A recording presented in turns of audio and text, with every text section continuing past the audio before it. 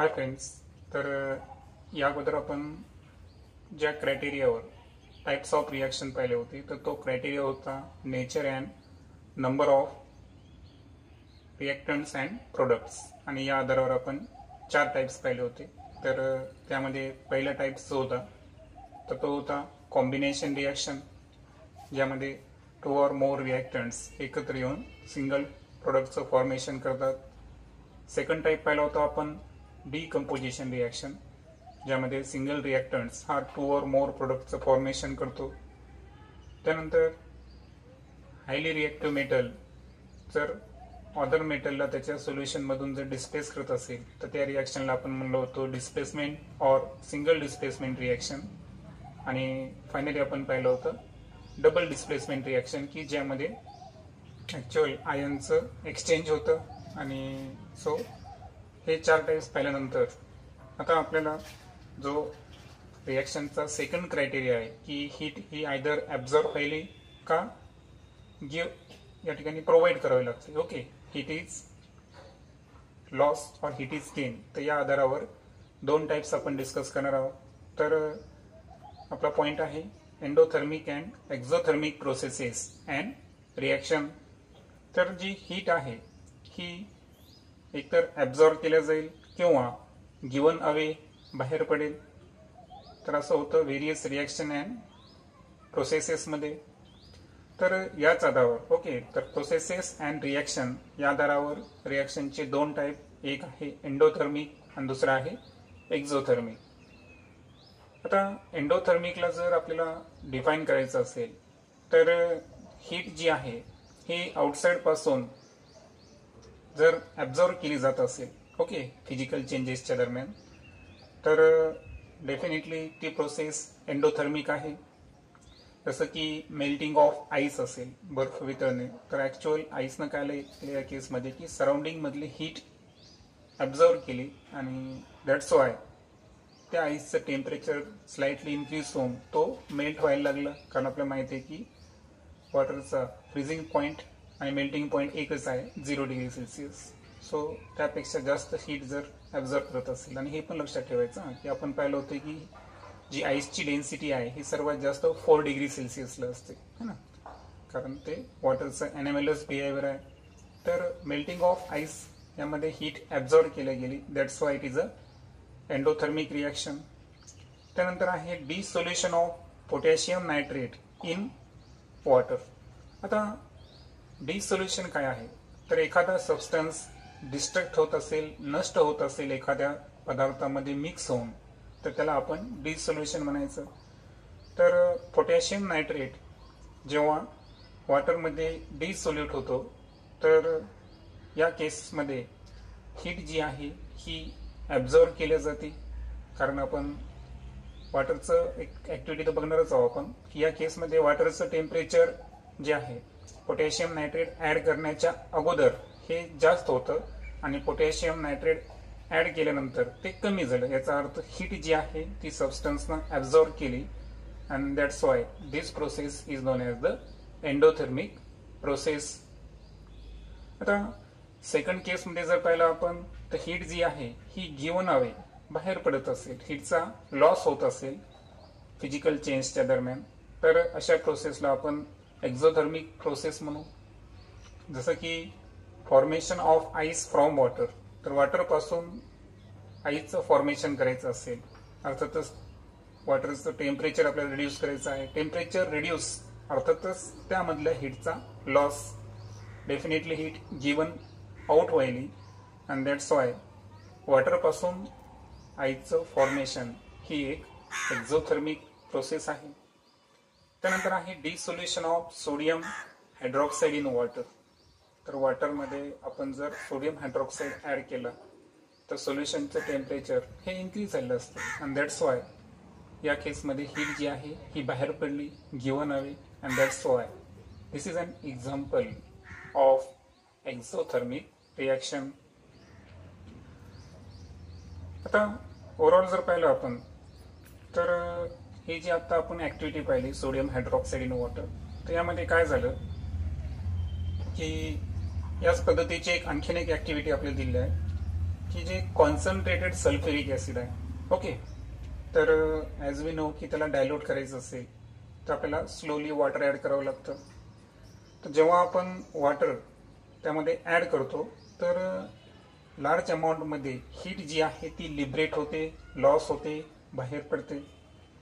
And that's Y आता ही जी heat बाहेर पडली ॲक्च्युअल काय झालं की जे वॉटर आहे त्या वॉटरचं इव्हॅपोरेशन झालं, ज्याला आपण बाष्पीभवन म्हणू. का आपल्याला माहिती आहे की आपण वॉटर सायकलमध्ये पण पाहिलं आहे की जेव्हा ओशियनच्या वॉटरचं सनच्या जे सनलाईट आहे त्यामधल्या हीटमुळे जेव्हा त्याच्यापासून वॉटर स्टीम वॉटर वेपर्स तयार होतात आणि त्यापासून क्लाउडचं फॉर्मेशन होऊन रेनफॉल होतं. तर सेम पद्धतीनं इथं या केसमध्ये वॉटरचं इव्हॅपोरेशन हे इन्स्टंटेनियसली होतं.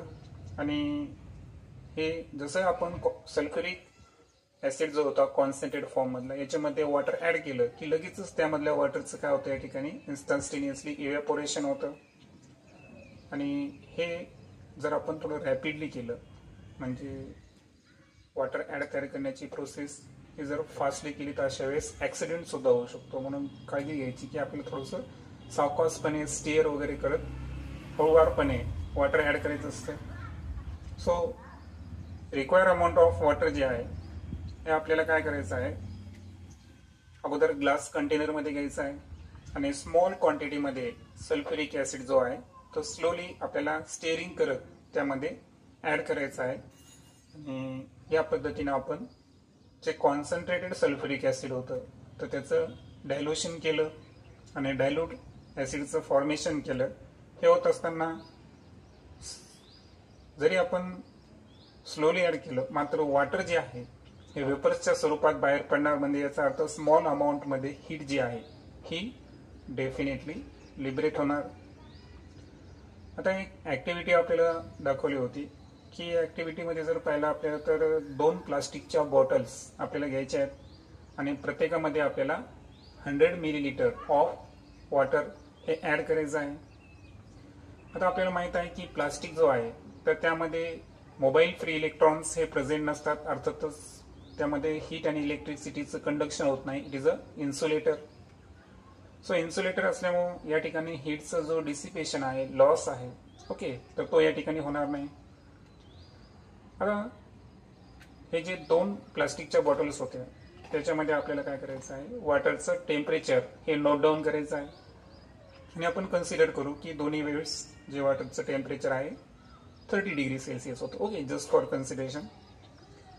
त्यानंतर पहिले जी प्लास्टिक बॉटल आहे त्यामध्ये आपल्याला 5 ग्रॅम जो आहे तो पोटॅशियम नायट्रेट ज्याचा फॉर्म्युला आहे KNO3 तो आपल्याला ॲड करायचा आहे. आणि त्या प्लास्टिक बॉटलला हळूवारपणे शेक करायचं. आणि शेक केल्यानंतर पोटॅशियम नायट्रेट ॲड केल्यानंतर पहिल्या बॉटलचं आपण टेम्परेचर त्या ठिकाणी कॅल्क्युलेट करणार. आणि सपोज हे temperature 25 degree Celsius note down झालं असं आपण लक्षात ठेवू. त्यानंतर अनदर जी बॉटल आहे त्यामध्ये आपण 5 ग्राम सोडियम हायड्रॉक्साईड ॲड करू.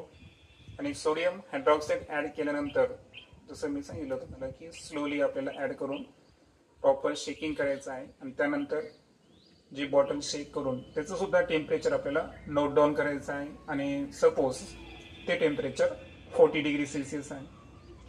आता पहिली जी बॉटल होती त्यामध्ये पोटॅशियम नायट्रेटचं डिसोल्युशन झालं. ओके, जसं डिकॉम्पोजिशन होतं ना त्या पद्धतीनं तो पूर्णपणे डिझॉल्व्ह झाला. सो डिसोल्युशनची प्रोसेस होऊन या ठिकाणी पहिलं सोल्युशन तयार झालं. आणि सेकंड केसमध्ये जे आहे तर त्यामध्ये सोडियम हायड्रॉक्साईड NaOH तर याचं डिसोल्युशन झालं.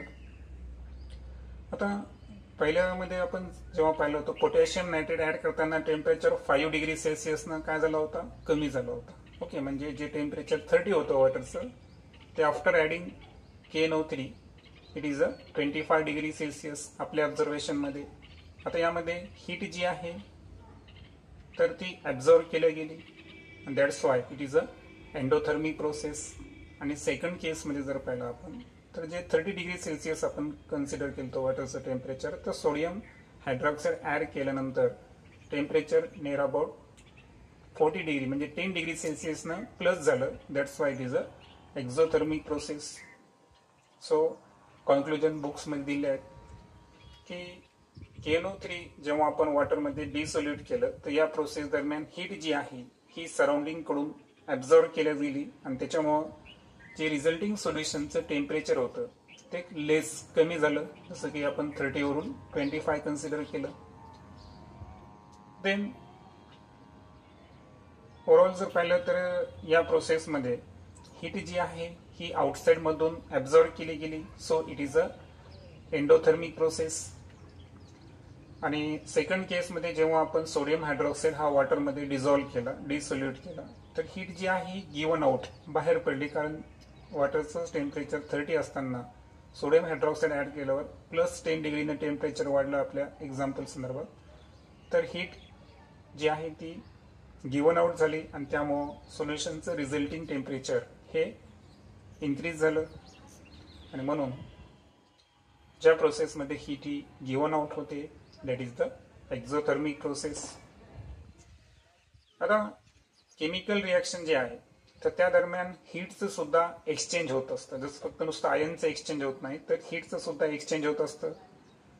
तर सेम पद्धतीनं काही रिॲक्शन जे आहेत या एंडोथर्मिक असतात आणि काही या एक्झोथर्मिक असतात. आता ज्या एक्झोथर्मिकल केमिकल रिॲक्शन आहे तर यामध्ये हीट ही गिवन अवे होणार जेव्हा रिॲक्टंट्स हे प्रोडक्ट्समध्ये ट्रान्सफर होतील. आणि जी एंडोथर्मिक केमिकल रिॲक्शन आहे तर यामध्ये एकतर हीट आयदर ॲब्झॉर्ब केल्या जाईल सराउंडिंगकडून किंवा सेकंड केस जी आहे की ती रिॲक्शन घडण्यासाठी आपल्याला बाहेरून हीट जी आहे कंटिन्युअसली सप्लाय करावं लागेल. आणि त्या संदर्भात आपल्याला 2 एक्झाम्पल दिले आहेत. पहिल्यांदा आहे कॅल्शियम कार्बोनेट लाईमस्टोन. त्याला जेव्हा आपण हीट केली तर याचं थर्मल डिकम्पोजिशन झाल्यानंतर slake lime calcium oxide okay तर याचं फॉर्मेशन झालं आणि जो गॅस लिबरेट झाला तो आहे कार्बन डायऑक्साईड. आता या रिॲक्शन जी आहे तर ही थर्मल डिकम्पोजिशन म्हणजे हीट ही बाहेरून प्रोव्हाइड करावी लागली आणि that's why it is a endothermic reaction.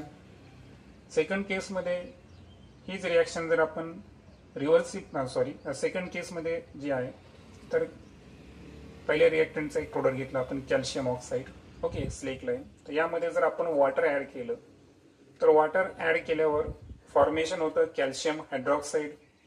आणि आपल्याला माहित आहे की हा चुना जो आहे तर हा तयार होत असताना कॅल्शियम हायड्रॉक्साईड तयार होत असताना काही प्रमाणात हीट जी आहे ती बाहेर पडते पहा है ना. तर हीट जी आहे ती गिवन आउट झाली and that's why this reaction is known as the exothermic reaction. त्यानंतर काही प्रश्न आपल्याला विचारले आहेत की what is the difference in the process of dissolution and a chemical reaction. आता डिसोल्युशन प्रोसेस जी आहे तर यामध्ये एखादं सॉल्व्हंटमध्ये कम्प्लिटली डिझॉल्व्ह होत असेल है ना, त्याचं डिस्ट्रक्शन होत असेल तर दिस इज नोन ॲज द डिसोल्युशन. जसं की आपण पोटॅशियम नायट्रेट आणि सोडियम हायड्रॉक्साईडला वॉटरमध्ये पूर्णपणे डिझॉल्व्ह केलं होतं. आणि केमिकल रिॲक्शन जी आहे त्यामध्ये प्रत्येक म्हणजे केमिकल रिॲक्शनचा एक टाईप म्हणू शकतो आपण डिसोल्युशन. लक्षात आलं म्हणजे प्रत्येक डिसोल्युशन ही केमिकल रिॲक्शन आहे पण प्रत्येक केमिकल रिॲक्शन ही डिसोल्युशन प्रोसेस नसते. कारण केमिकल रिॲक्शनमध्ये जे रिॲक्टंट्स आहेत तर त्या म्हणजे बॉन्ड ब्रेकिंग असेल, बॉन्ड मेकिंग असेल, आयन एक्सचेंज असेल, हीट ॲब्झॉर्ब, हीट लॉस अशा बऱ्याचशा टर्म्स असतात.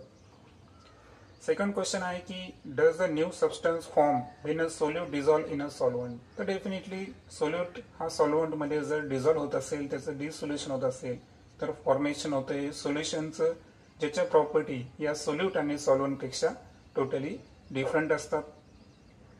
नेक्स्ट व्हिडिओमध्ये आपण रेट ऑफ केमिकल रिॲक्शन या संदर्भात डिटेलमध्ये डिस्कस करू. थँक्यू.